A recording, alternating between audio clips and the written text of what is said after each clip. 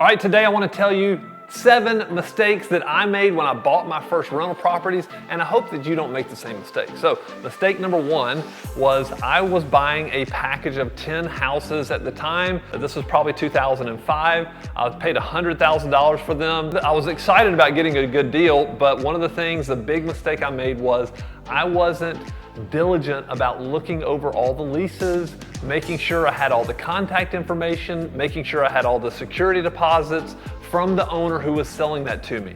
And so when we got to the closing table, he had some of it, but not all of it. And let me tell you, that was a major pain because then I had to go and get contact information. I had to get them to sign new leases. I had to guess what their security deposit was, even though he kind of told me 1 month's rent. So it was not the ideal way to start my rental journey. So that was mistake number 1. And if you could do it over, just make sure you're very thorough about what kind of leases you have and security deposits, contact information, and keys to all the properties. The second mistake I made was I was really too friendly with the residents. Now this may seem kind of crazy, but I wanted to have a great relationship with these residents.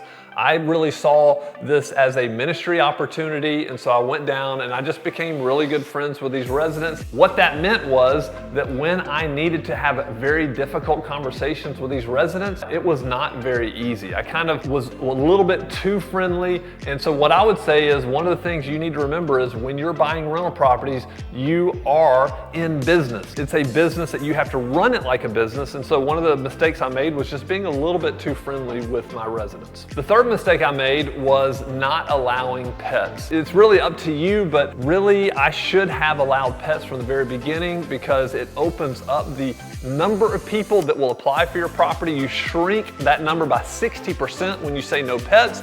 And then what happened was one of my first rentals, they brought pets in the house anyway. And they hid them from me at first, but then when I went to take over that property, guess what? There was pet damage everywhere, and the security deposit wasn't near enough to cover for the pet damage. So I would say if you're gonna buy rentals, allow pets, and then just be very, very clear about the size of pets, the number of pets, and that way you can even charge a pet fee or even pet rent. That's one of the mistakes I made that I would have done over had I known. The fourth mistake I made was I did not document everything the way I should. When I had residents moving into a property, I wasn't documenting everything when they moved in. I was collecting the security deposit, and then when they moved out 2-3 years later, I really didn't know how was the property exactly when I gave it to them. So I would definitely, if you're buying rental properties, make sure you document everything with images, with pictures, with text, with everything you can so that you know exactly how you're giving that property to the resident so at the end of the lease, you can compare, here's how I gave it to you, here's how you returned it. And ultimately, really what you want is you want the person to get their security deposit back because it means your house is in great shape.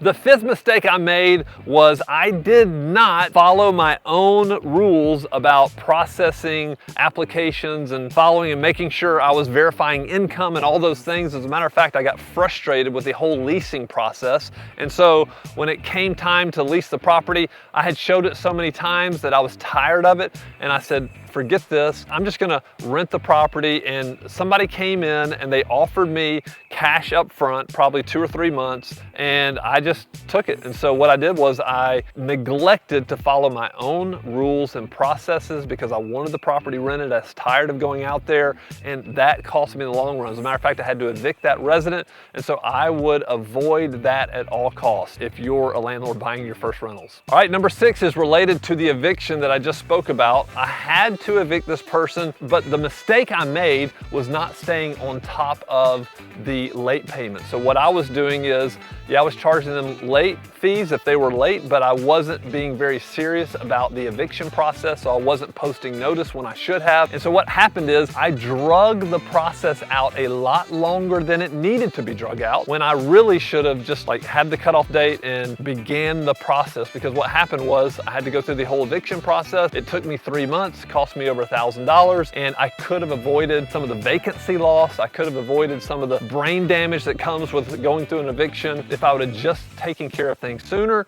and been right on top of it from the very beginning. All right, the 7th and final mistake that I really made was I listened to people's sob stories. This is just the nature maybe of who I am, because I want to believe people, I want to give them the benefit of the doubt, but ultimately at the end of the day, you just have to make business decisions. It goes back to the point I was making earlier. It is a business decision, and what I did was I just looked at it from more of a personal standpoint. I have a lot of empathy for people who are struggling in certain areas, whether it be financially, personally, whatever the case is. Ultimately, I made the mistake of just being a little too friendly and believing the stories that people were telling me.